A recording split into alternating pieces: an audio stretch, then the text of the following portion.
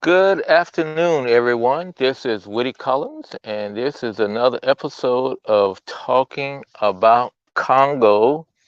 And today is Saturday, a beautiful Saturday, sunny and not too cold here in Indiana. The wind is not blowing.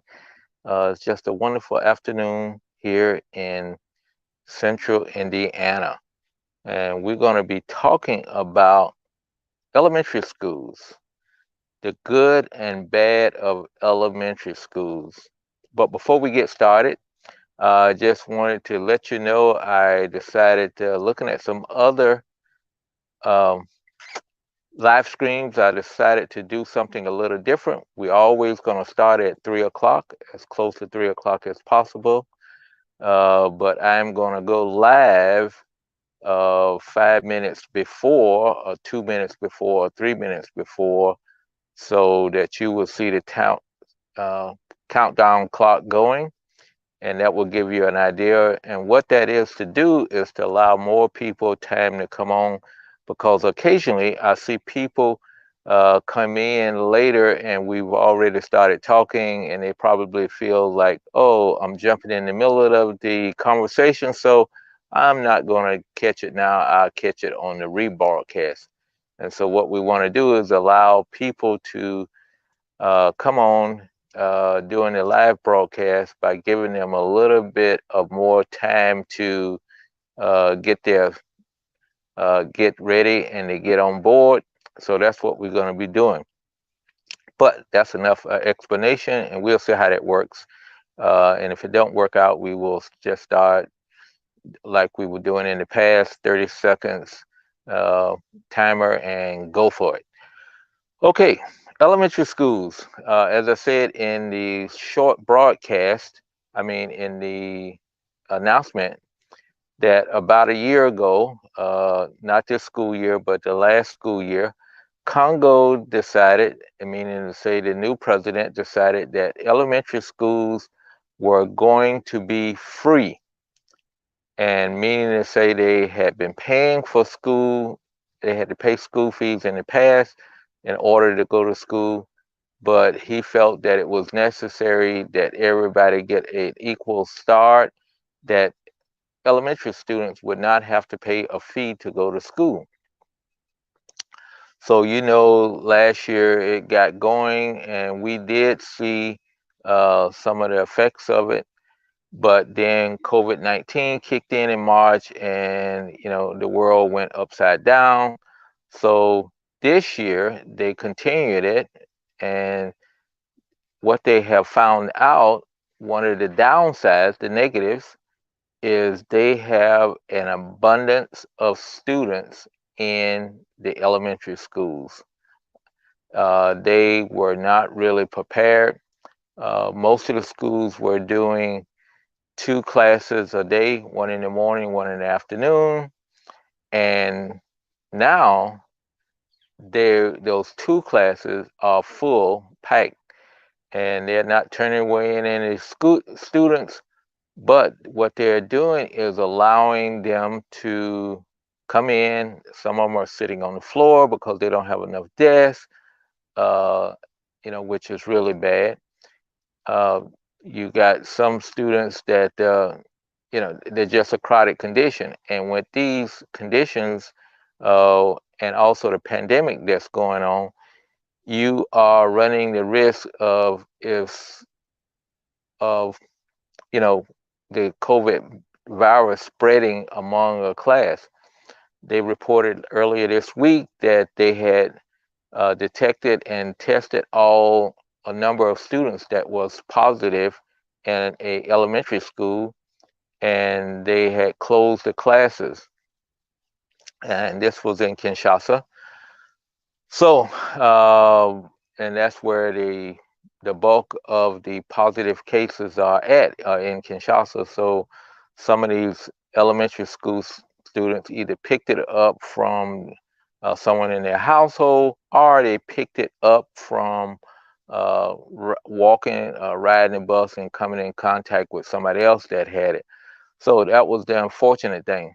So you got the situation, you got overcrowding, which is not healthy, and you also got unsafe conditions where kids are having to sit on the floor, and that's not conducive to learning. So that's the negative sides of implementing a program going from zero to, I mean, going from, I don't know, $15 or $30 a semester down to zero. Parents are sending their kids to school now. They're putting them in school, sending them to school because they want them to get an education. They value the education. I think sometimes more than we in America. We take it for granted, but in the Congo, students look at it and say that is my chance of making it big and making it where I have a substantial living to help take care of my parents and take care of my family. So they're going to school, but the government is not prepared for it. Uh, and also, to make matters worse, the government is not paying the teachers on time for, I don't know what reason why they're not doing that, but they are not paying the teachers and stuff. And also the teachers, having these really all of a sudden, instead of having 15 students or 20 students, now they got 30 students in there. So that's more of a hardship to teach. And one school district has started asking the parents to pay not a school fee, but a motivation fee to the to the teachers. We used to joke about what a motivation is. You ask somebody to do something for you, uh, but in order to make them to give them some motivation to hurry up and do it, you would give them some money, a small amount of money, 1,000 francs, 2,000 francs, or whatever, and we call it, here's some motivation for you to do what you need to do or what you're supposed to do, but here's some motivation.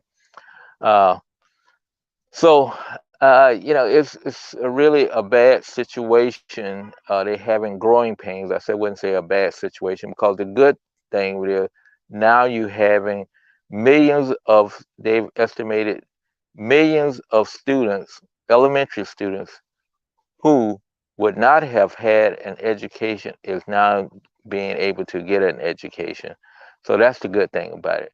But the negative things, the ones that they're wrestling with now, is teachers starting to charge, ask for a motivation fee. And I'm sure if the parents, if they couldn't afford to send their kids to school, how they're going to pay a motivation fee, even though the motivation fee will not probably be as much as a full tuition would have been, but it's still another hardship on the poorest of the people in the Congo. And also, you got overcrowded school conditions, whereas students are sitting on the floor in a hazardous manner. And also, you got the crowded conditions that makes it communicable diseases uh, more readily spread. And it's not only COVID-19. We have had measles outbreaks, and even cholera outbreaks. When you're in close conditions like that, any type of communicable disease can be spread easily. Let's say in the case of cholera, the kid goes to the bathroom, and most of the schools don't have water, so he don't wash his hands. He comes in, sits next to somebody, and kids won't keep their hands to themselves. They're going to touch one another, and when they touch somebody else, that's going to spread the disease. So that is the good and the bad of this free education, and we hope that the Congolese government can get it figured out because it is good, but right now they have some growing pains. I'd like for you to close out this day, this beautiful day, and we're having going to have some snow on Monday, so I'm going to be even trying to do this from sitting out here in the garden in the backyard in the snow. So stay tuned for Monday when we're supposed to have a few inches of snow on the ground. So thank you very much for stopping by today, and be safe. Take care of yourself, take care of your family, and also make sure you wash your hands, wear your mask, social distance yourself so that we can get this COVID virus under control. And we will and be blessed, and we will talk to you tomorrow at 3 o'clock.